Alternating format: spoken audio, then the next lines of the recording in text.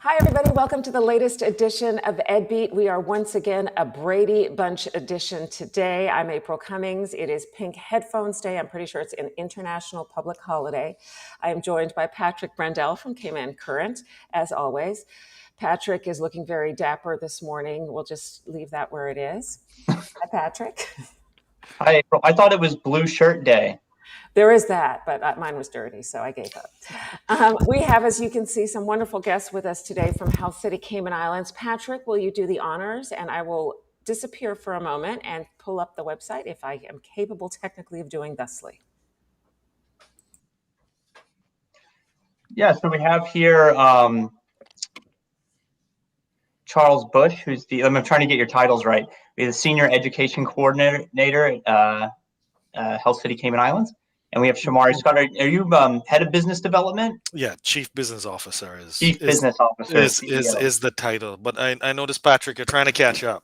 You Yeah. have a few more months or a few more days to, Yes. depending on how quickly your goatee grows. Yeah. I think you might have cheated a little bit. Did you really shave on the last day of October? No. I cheated. I've been preparing. You see, it's all about preparation, right? Yeah. So I've been preparing for approximately 6 months. Yeah. Well, Charles has some. Is that a Van Dyke game going on? I'm told it's a French beard, so I'm being very, Ooh la la. Stylish. I'm being very fancy. Yeah, so we're here there. So Shomari and Charles are on today to talk about a lot of the educational outreach and opportunities going on at Health City Cayman Islands, which is people will remember who were on island when the hospital opened. This has been a major component of the organization and its vision since before the first bulldozers started scraping up some marl out there.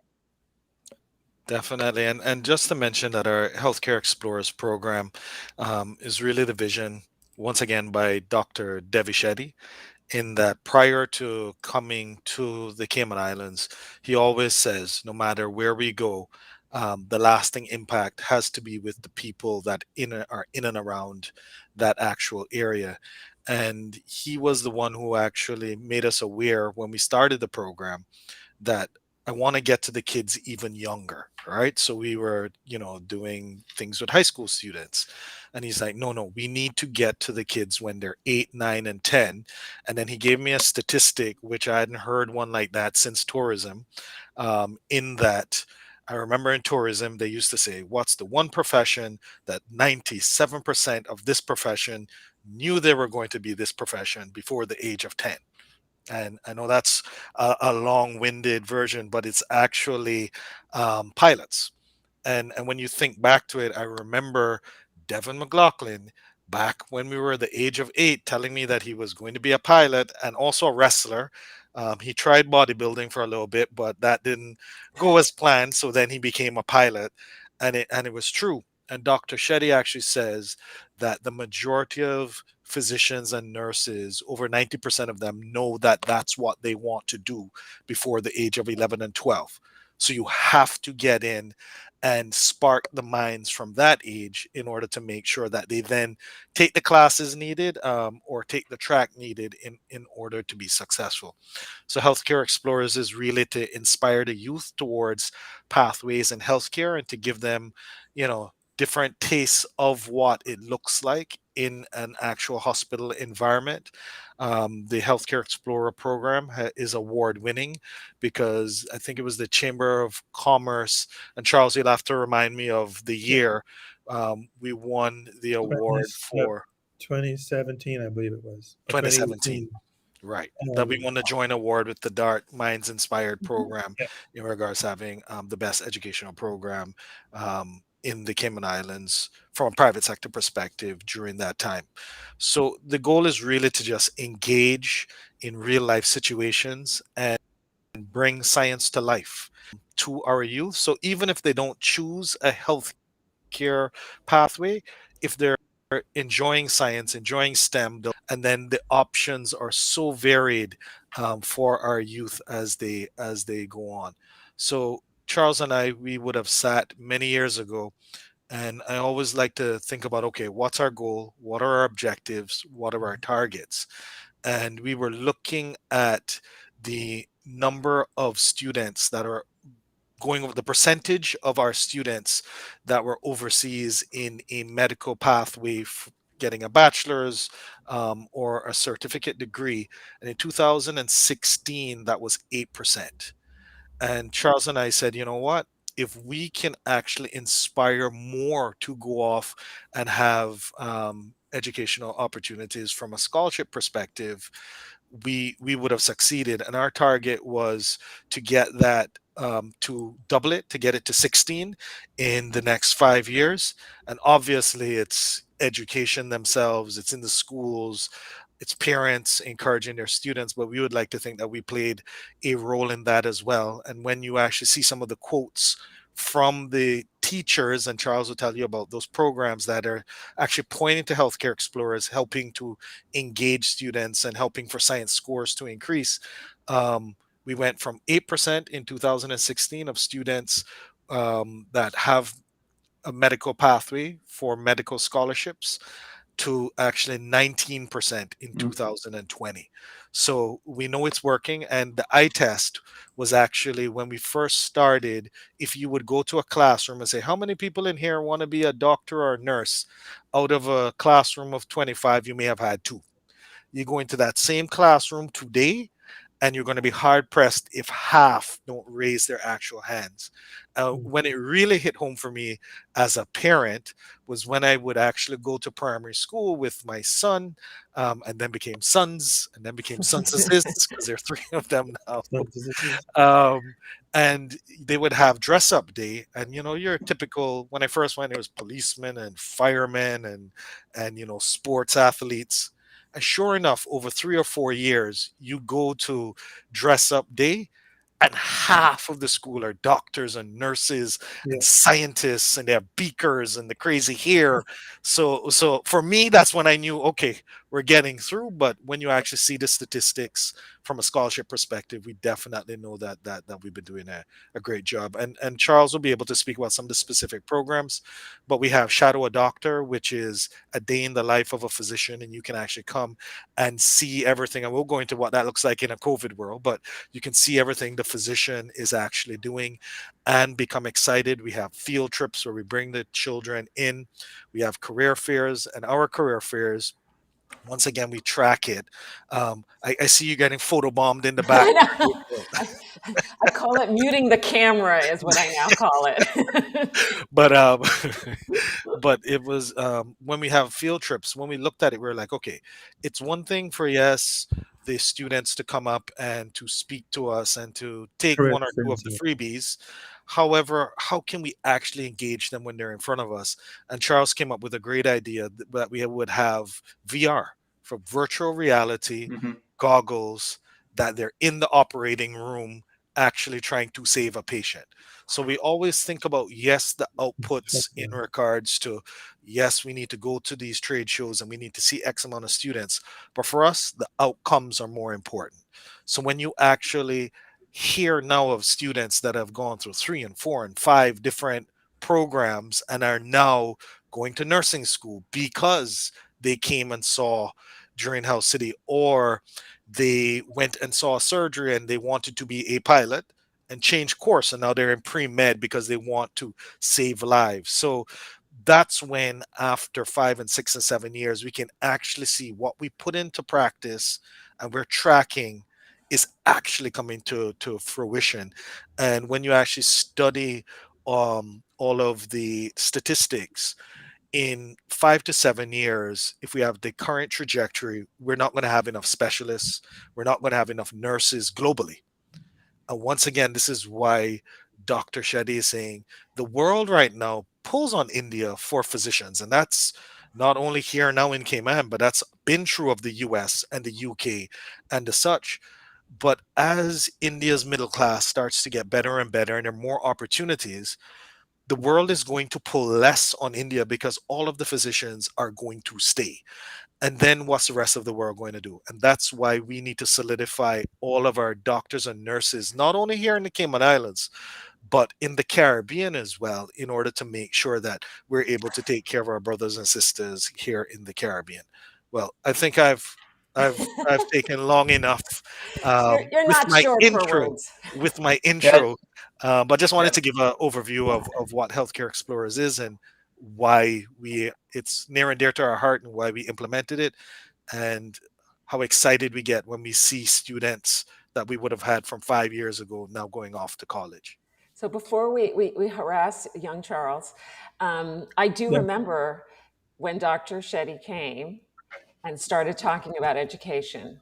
And Yes. sometimes I'm, delightfully naive, and other times I'm incredibly jaded. And this was a jaded day. I was some dude, and I've got to do a story. I'm really tired. I don't want to do it. And I walked out of the room going, wow, that provides an entire picture of all the pieces of the things. And, Right. even if the young people do not become doctors, it still helps us develop a sense of understanding about the importance of science, understanding the science, the scientific method, and developing a respect for the field and the complexity, but also a realistic understanding of some of the things that they do. I still think that was incredible. And to see it come to fruition like this must be amazing for you guys. It Definitely. is. And the great thing about Dr. Shetty is that he gives the vision and then he allows you to achieve it. So we're working with Charles, who has done a great job. When we're looking at our targets, all right, well, we can only bring X amount of students into the hospital. How do we get in front of the students to encourage them as much as possible? Okay, well, you got to get through the teachers. And Charles has done a great job working with the science teachers to understand what's needed in the curriculum for this year and making sure we benchmark against it, so the teacher, they're busy, they can put a tick and say this is part of their curriculum that I have achieved through showing this video and having the interactions with the physicians virtually. And Charles would say, okay, what are you studying this year, this semester? Light. Okay, we have MRI machines, we have diagnostics that use light. Now, how do we explain the use of light in this technology that's life saving and now present it with our doctors and the teachers in the classroom to the students? And the teachers talk about the fact that light bulbs go off because, yes, you're doing science. Yes, you're doing algorithms. Yes, you're looking at all these formulas, but you may not truly appreciate how that relates to the real world. And I remember in school for many years, even in college, right? We used to joke about, yeah, I wonder the day that I'll actually need this Right. in my job. But this is actually showing you what it tries. So your grandmother that was saved by Health City that you know about went and used this machine, and this is how science allows this machine to work in order for a doctor to come in and save your grandmother's life. And light bulbs take off, and we've seen our science scores increase completely. So, for those of you who cannot see the magic messaging that I'm sending directly behind the scenes, I'm like, go, Charles, go. It's your turn. Shomari and April are cousins practically of the heart Yeah. and could talk all day long. Well, it's So, funny, Shamari, that you mentioned people choosing career paths early. Because my dad, actually, I come from a family of doctors and multi generations, and my older brother's a doctor, so I didn't have to be. But my dad, he always wanted to be a pilot and a doctor, and so he Ah, ended up being a doc. He was started being a pilot when he was a teenager, studying. Had to drop it as he was studying medicine. Was a doctor forever. Retires from active practice. First thing he goes and does is completes his pilot's license. So now he finally got to tick off the second box. So I think good job with the intro and the overview of kind of what you're trying to And do with just to healthcare say, explorers. And just to say you've one more. alluded. Charles will go over the specifics. And I think one of the things we were interested in talking about were these virtual field trip programs. And I Right. see it on the Facebook page of Healthcare Explorers, and I always share it. And I watch the videos because this stuff is really cool to me.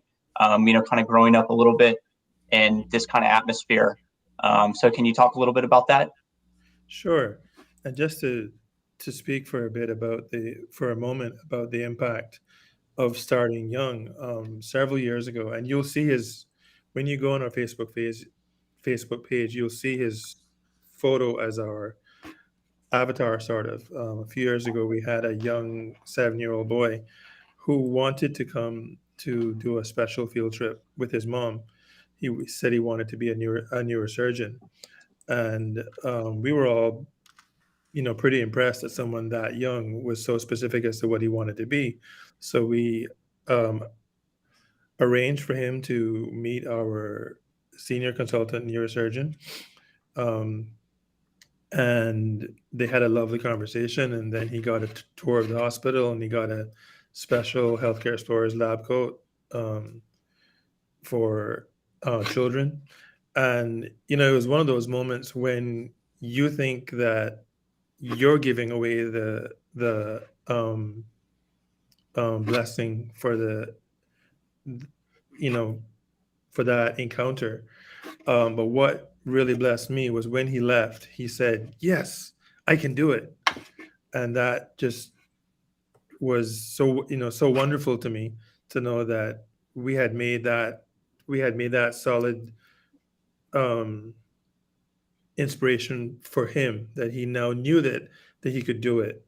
Um, and so, yeah, we work, very hard to produce educational products that are going to meet the children where they are, and they're going to meet the teachers' needs.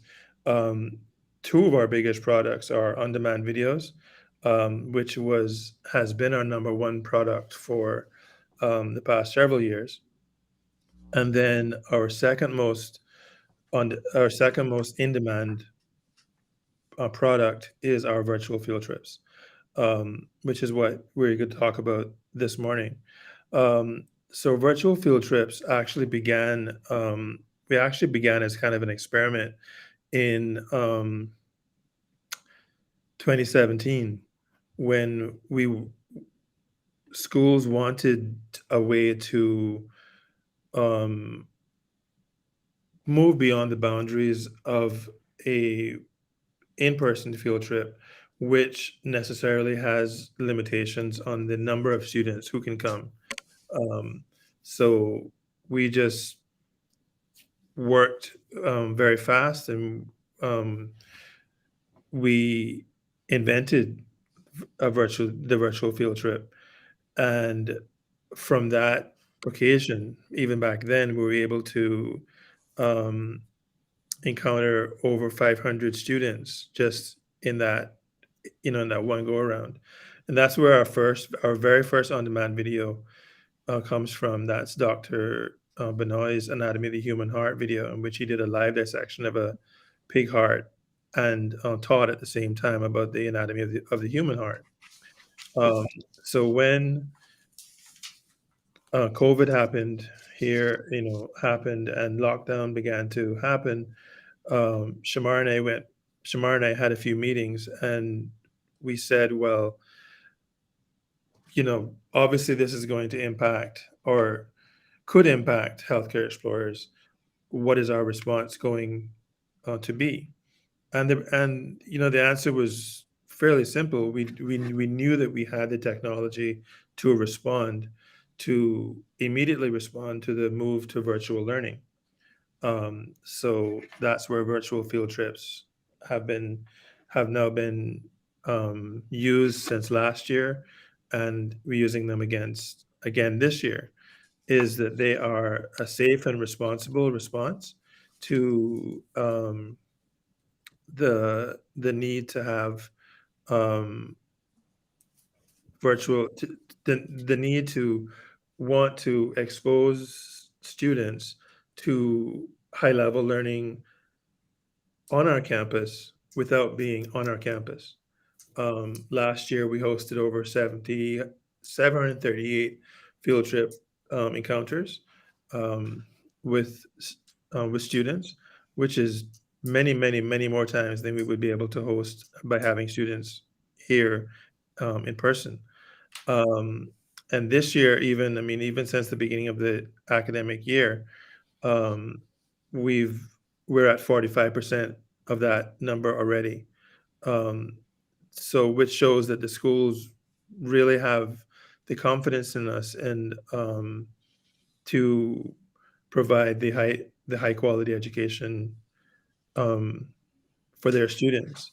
But just to go in a bit more detail about what a virtual field trip is, um, Charles, before you go into the detail, just to mention that um, it was, yes, a decision we made, but at that point in time, and always have to remind people, when you go back into pandemic mode and everybody was really freaking out at that front end, um, there was a consideration of whether we just don't have any programs whatsoever, right, right?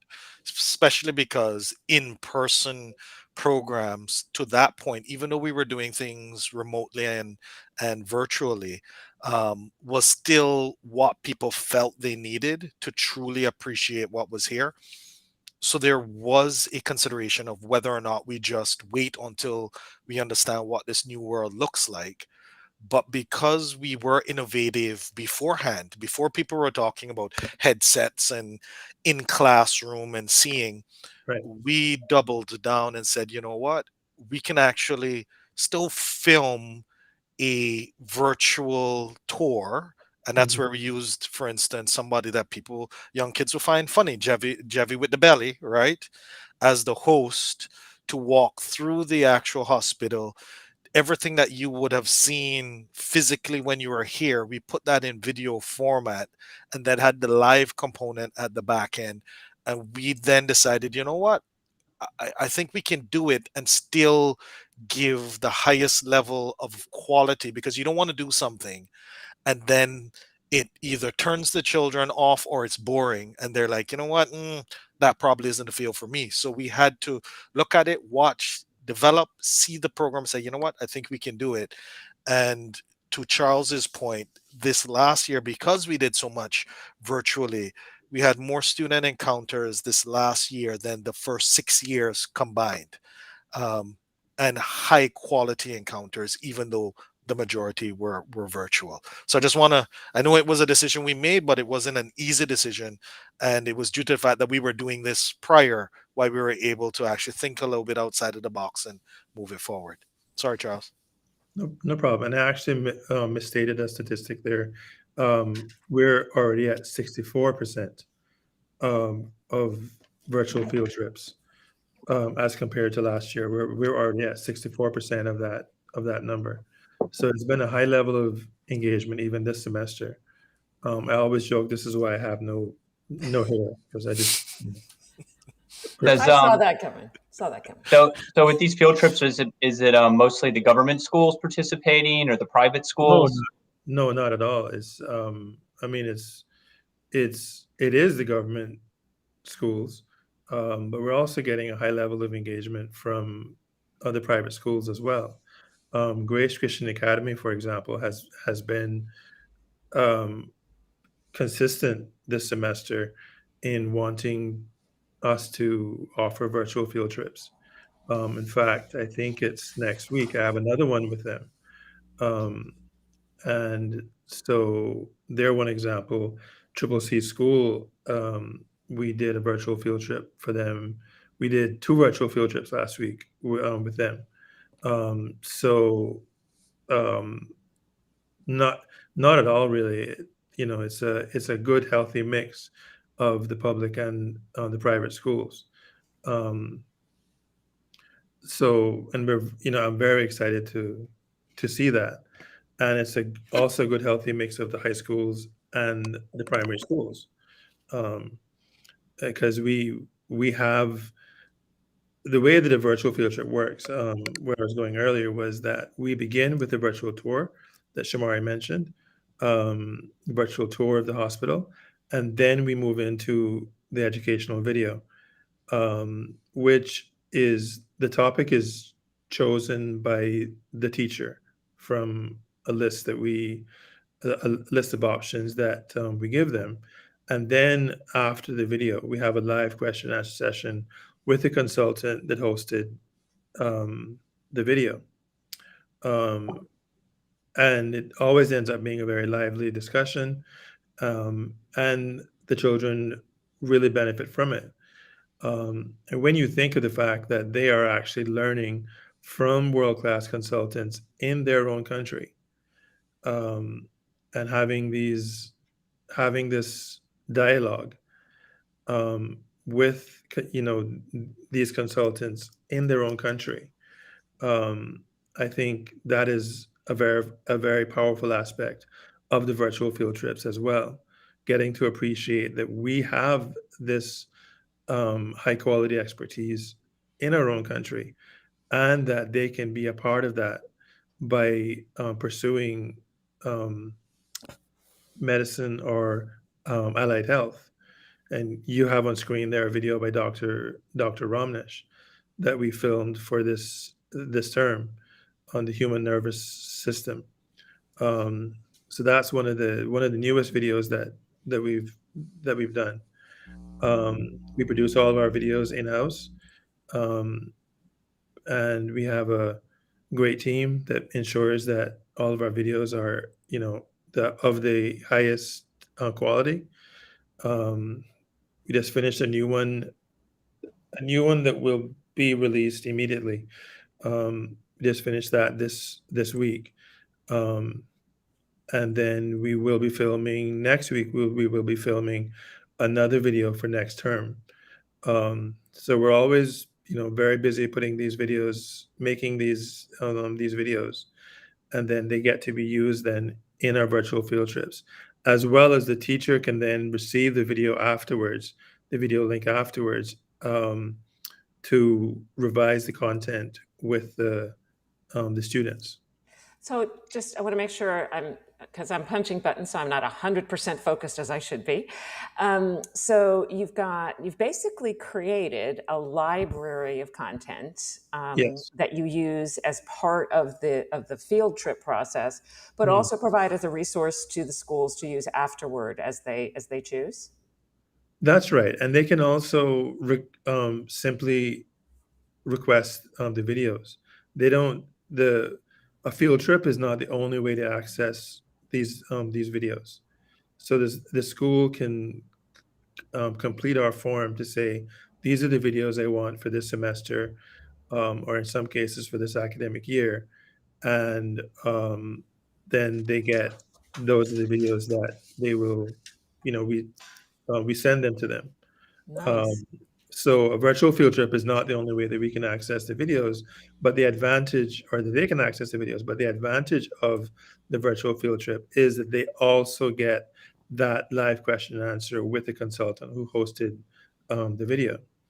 Um, So that's Yeah, I think amazing. that, yeah, something you were talking about with the story of the 7-year-old, like, I think it's mm, so important making that real life connection between this abstract, oh, it's a hospital and this is a doctor, and then you meet the doctor and you talk to right, them and you realize, oh, they're a human being just like me, right, and they're engaging with me, and I see that potential that someday I could be like this person. right. Um, Over the summer, my daughter who's 12, she and I attended the STEM day camp at Mhm. Command Bay, and Yeah. it was funny because it was, we did all this, they did the science stuff in the different stations, and then Dr. Alwyn Almeida, who's the chief orthopedic surgeon, shows up to go through the video, like you say, and then do the Q&A. And it's interesting because I'm looking at my daughter, I'm going, hey, that's our doctor, because we both go see him for different knee issues. So I think for her, something clicked that this is, this is a professional. This is how he prepared himself in school to have this profession. And, Yeah. this is actually reality. 15 years ago, I think a lot of it would be, um, well, we went to Miami. Somebody got on a helicopter or a plane Mhm. and went away to Fantasyland and then came back with the procedure being done. Whereas now more and more, and not just Health City, even though I think Health City is a big catalyst for the entire healthcare sector in Cayman. I mean, since I moved here 11 years ago, there's so many more options for more advanced healthcare, and Health City is a huge key component of that. So I think that's really exciting and beneficial for the whole population here. But especially, as I jump in where I wasn't invited, especially the fact that you've invested resources, time, and energy, I'm just kidding, and time and energy into this educational component, because it is very easy to get caught up in the day to day of doing the jobs of being doctors and administration and business development and all those things. But building this in as a key part of the organization is critical to not only doing the work but showcasing the value of the work. And I imagine that for the doctors and the specialists who participate, there is a reward in knowing that they're able to not just do but teach.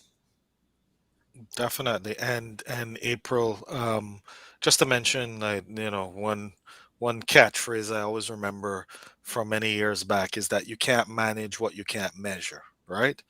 And that's why even when it came to something that persons may think is abstract, an educational program, okay, you put on programs and that's what you do. We made sure that we figured out ways that we could measure, one, where we are, where we want to go, and what does success look like. And even though you will have success factors for the short term, that, okay, that program was successful, but we knew over 3 or 4 years what success looks like. And now we're seeing the fruition of that we Yep. can even expand further, because success is actually in 10 years having 10, 15% of the medical staff here being Caymanians, right? Now, we won't know that that's going to be achieved until it happens. But the first component was getting students excited about science. Yes. Mhm. Have we done that? Yes. Yeah, that's the Getting inspiration point, students right? to go to medical school, getting students to become nurses. Have we done that? Yes. So, even within business development and marketing and sales, when you look at our objectives and our goals, one of them is medical pathways and encouraging Caymanians to take up medical pathways. That's one of our actual metrics of success, because then you're not going to pay attention to it, or as much attention as you should. And that's how we operate here at Health City. And we actually put our resources, to your point, where we have said, or where our mouth is, right? So we have Charles, for instance, who is dedicated to this program, as well as internally and helping, and we'll talk about some of that, helping our Health City employees that want to go towards medical pathways, figuring out how we can help them as an organization, as well. So, and it's not cheap to make videos, that, April, and to have nice voiceovers like the one that we were showing. Everything we're doing, there's a wonderful voice on that program, that I muted showcases that one. that showcases what we're doing. So we're actually putting resources behind all of the products to reach the students, as well as on the back end, helping students with grants and scholarships so that they can achieve their goals as well. And to that point, what isn't always that obvious is that we do have sort of a alumni relations um, aspect of healthcare explorers as well. Students who come through our summer undergraduate research fellowship, which is held every summer during July. They often stay in contact with me, um, letting me know how they're doing. Students who come through Shadow a Doctor will stay in touch with me by email and so on. I just had a student who's been part of our program from the inception. He is now at Berman University in Indiana. Um, he just needed to vent to me a little bit the other day about exams coming up. And I always invite students to, use me as that resource, or if they want to talk to Shomari or someone else here, because they have made contacts. One of the benefits of doing a program like Shadow a Doctor is that you will get to make contacts with our doctors and so on. And sometimes our doctors, will tell me, I heard from so and so. and he's doing or she's doing really well in school and all that.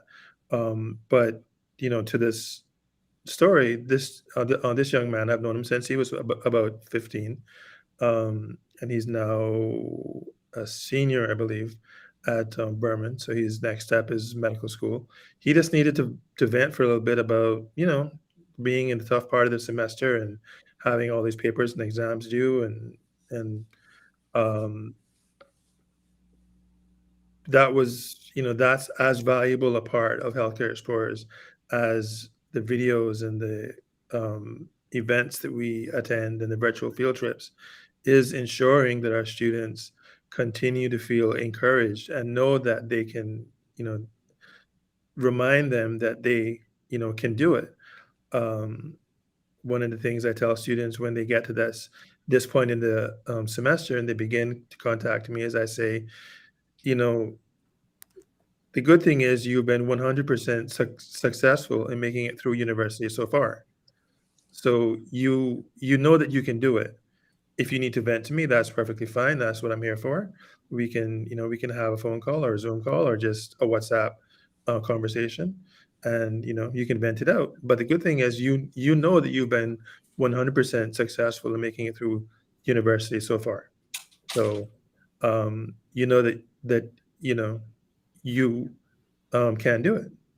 And I'm just a really big believer, and part of it is because of my background as a healthcare chaplain. I'm just a really big believer in meeting the students where they are, and if they need to come and sit and talk to me about, sir, this is hard, or I'm just dealing with all this other stress, please, by all means, let's have those conversations.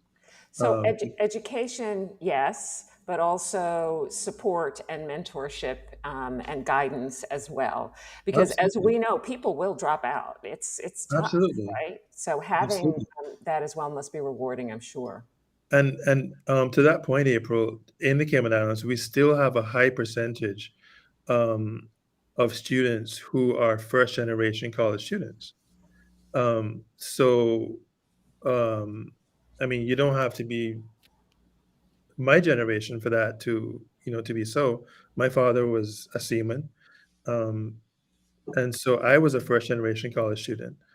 I didn't know that was a big deal until I did my master's and somebody pointed it out, but it is a big deal. And so, with all respect and love to our parents out there, students don't always have a parent who says, "Well, when I went through, college, it was hard for me too, and this is how I got through it, and everything." That's no disrespect at all to the parents. It's simply a fact. So we need to show up for, and I'm saying we as you know a Cayman Islands, we need to show up for our students and say, "Yeah, man, let's talk this through. It's a tough point in the semester. You have 40 papers due and um, umpteen exams, and yeah, man. I Been hear there, you. yeah. I hear you. It's really tough, and now it's cold, and you want to be home. And, so let's talk let's talk these things through. And again, you've been 100% successful in making it through so far. So you know that you can do it. So let's just find that part again of yourself that knows you can do it, and let's get back on track. See, I told you we would go all the way down because you can't Yeah, help it. Yeah, We can't help 40, it. 411, 4011. But Yeah. but 4017. April and So Patrick, what Charles just said was important, because if we were just outputs, we did a program, we did virtual field trips, that's it. Hmm. But it's the outcomes, and because we know the outcomes are as much as possible for these students to be successful, Charles will go above and beyond, as well as our doctors, right? Yeah, That our doctors give their cell phone numbers, right? That you yeah. can call if you have any issues. If you're on a medical track, send me videos. I can send you video. and they have personal relationships with our young people, because the ultimate goal is for them to come back. And even if they're not within Health City's ecosystem, they're within the medical fraternity, and or they Right. used it to do science. And that's what's important to us. Right. Excellent. Right. So I'm looking at the clock here, and I know April is a very busy person, and you guys are too, even though I'm not so busy. But if so if you're a parent or an older student or a school leader, how do they get in touch with the opportunities at Healthcare Explorers? Sure. Easy way to get in touch is email healthcare.explorers@healthcity.ky or call 640-4195. 640-4195. That's the direct line to Healthcare Explorers. And it's also about showing up for the parents and the teachers who simply say, I need to, achieve this for my semester. How can you help? And let's have those conversations. Or for the parents who say, my daughter really wants to be a doctor. I'm not sure how to guide her. I'm not sure how to encourage her because I'm a lawyer, and her dad's an accountant, and so this is kind of out of our league. Good. Let's talk. Let's potentially get her in for a shadow doctor.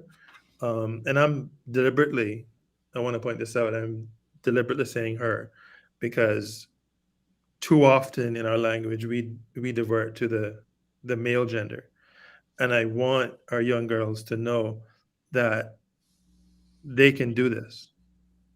I'm just extremely passionate about that, about it, just ensuring that our young girls know that they can do this.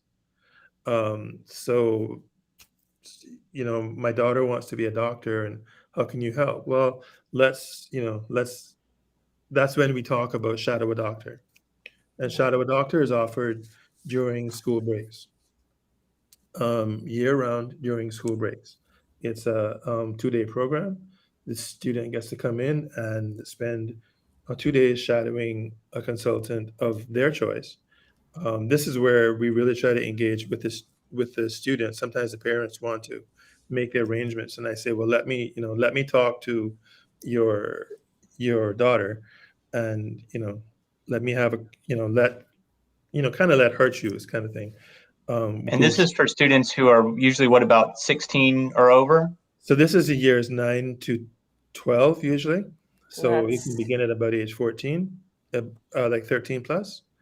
Um, and then the beautiful thing about shadow doctor is you can do that as many times as you want to. You're not limited to one shadow doctor experience, and you're not limited to the same area. So you may come in one time thinking, I want to work in emergency services because that sounds really exciting. Um, and then they come in and they experience emergency services, which certainly has its level of Yeah. excitement. But then they may come back and go, well, while I was there, I got to see an orthopedic surgery, because we do our best to allow our kids the opportunity to see a real surgery.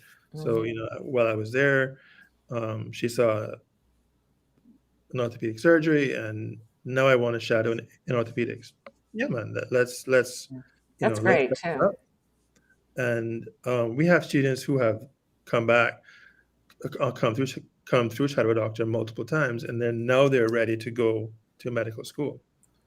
I have two young men actually who have been shadowing here since, I don't know, the doors opened, and now they're now applying to medical school. Um, so it's time for references. So we get to write references as well. Um, so it's the wonderful thing is just to see that um, start to finish happen. To see our students when they first come into shadow, or maybe they were first on a virtual on a field trip. We've had students who we have Elman, and I think you may have heard of it. We have a young man who his very first encounter with Health City was on a field trip. and he got to meet Dr. Shetty. And then he came back and did Shadow a Doctor. Then he came back and did Surf. Then he worked for us for Shomari. How long did Elman work for us? 2 years. 2.5, yeah. Yeah.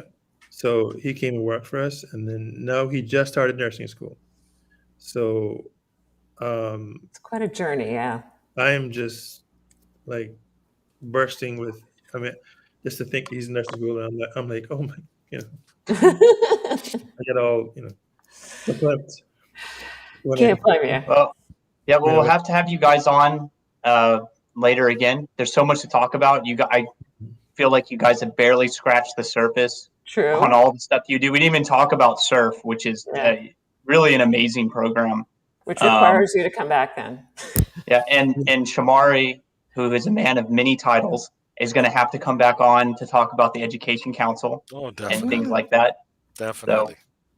So, I look forward to it. I'd love to talk about Surf because that's our program, for university students. So that happens every year in July, and there are 10 spaces available, and there's a CI $1,000 stipend, for that. So just encourage students watching to start looking at our social media around March, and you'll see the social media about that, and you can begin your application process for Surf, because it really is an amazing 1-month experience. Awesome.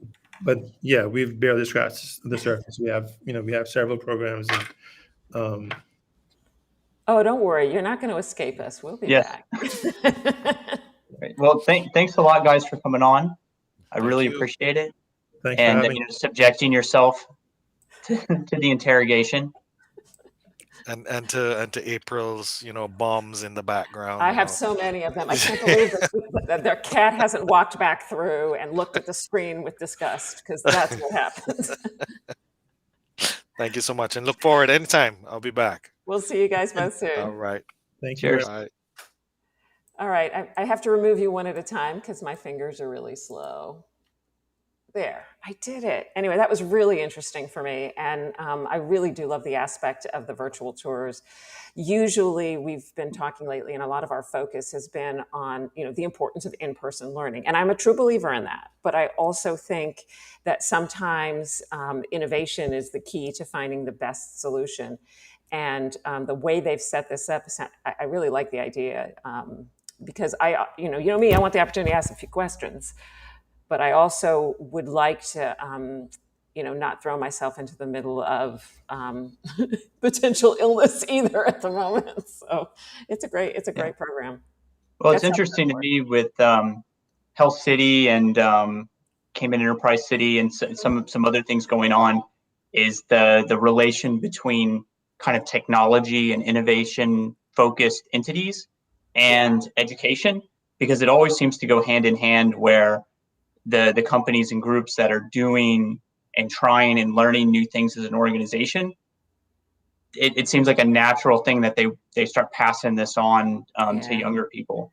Yeah, and isn't that part of the key too, though? What is the phrase they used to say? Teach to learn, as well. It also ups your game too, the more you talk about it. And I fancy it inspires people in these fields as well to continue to push their own envelopes, right? Because there is something about your industry or knowledge base being important, or being viewed as important, that helps remind you and helps you tap into that as well. So definitely really a lot of interesting work going on. Before we wrap up this week, is there anything else you kind of want us to touch on? Yeah, well, obligatory disclaimer that Health City Cayman Islands is a founding sponsor of the Cayman Current, and they're also one of the project sponsors of our TVET STEM mini documentary series that we're working on. And my journalist, Kayla, has almost finished the shooting for, and she's writing the script. So I'm saying, okay, deadline time, give me the script. I need to see it. So we're progressing with that. And what else do we got going on in news? Very quickly. Well, I'll talk. This is more good news, right? Another one of our sponsors who's also helping to sponsor the TVET series is Enterprise Cayman. Right. part of it's the educational outreach arm of Cayman Enterprise City. And their news is Enterprise Cayman is now a registered nonprofit organization. So they've joined the charity club along with the Cayman Current. So, recognize that. I know that's not an easy paperwork process to go through. Having been there yourself. Yeah. So, Enterprise Cayman is now a nonprofit. Cool. And going on to not as great news, we had recently UCCI, University College of the Cayman Islands, has shut down its in-person classes because after some COVID cases circulating in the student body. And the university told me that unlike the preschools and primary schools and secondary schools, they don't have an adequate supply of these quick response tests to give to all their students and staff. So the university wasn't able to supply those testing kits to everybody. So they had to switch to virtual learning, which is something they've been, and I know ICCI as well, has been kind of shifting between virtual and in-person, like their focus. So they were prepared to do this remote learning. But I think it's interesting, apart from the sheer fact that the campus is closed, is this may be what it would look like in the primary and secondary education if we didn't without have the those quick tests. response tests. Yeah. Maybe so far so good as far as the new testing policy. Actually, I wrote a story last week where I surveyed principals of primary and secondary schools about the new testing policy and how it was going. And, almost to a person, they said the policy is effective. The tests are keeping our schools open. This is super important. They did have some anxiety and concerns about the adequate supply of testing kits. And as someone whose 3 of my 4 children are now in the 10-day testing period because somebody in their class got COVID, the school started off by giving us 5 kits at once. Then it went to 3 kits at once. Now it's 2 kits. And then yesterday, somebody in my youngest daughter's class tested positive, and they tested them at school and gave us 0 kits. Right.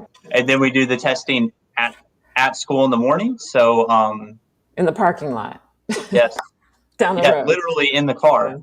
Yeah. So, supply chain and logistics is everything, as people know, from shipping to warfare to COVID testing. So we're going to see how we manage to keep up. Although from what we have seen, when the availability is there, it does seem to be an effective option, right? Yes. I mean, I'd be on lockdown right now if... Well, according to EDBEAT, since it's remote, you're always in lockdown. So what would be different? I know. I just have a more grizzled beard. And I guess the only other thing we've got is, what is it? The fight video at John Gray. Yeah. Which is always kind of these, I call it acute concerns. So there's an incident caught on video, of course, circulated online, of course.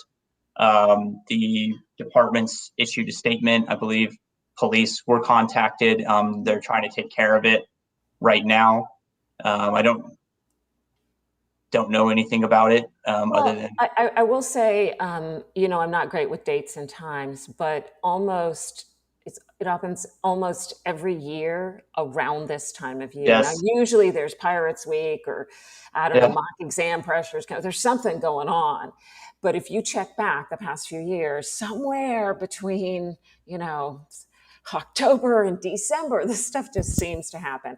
And I'm not writing it off as unimportant. And I do think that the DES did do the right thing by issuing a statement and saying, look, not only are we looking at the situation itself, but we're also, and I did like this, we're looking at providing kind of the support and resources we need to help prevent reoccurrence, which is not just about security or not just about eyes, but it's also about emotional support and counseling for students who are involved in this sort of thing. And so I did want to give a bit of a shout out to them for that, because I appreciate that. I think it's important to remember, so John Gray has 1,100 students between the ages of 11 and 17-ish. Emotions run high.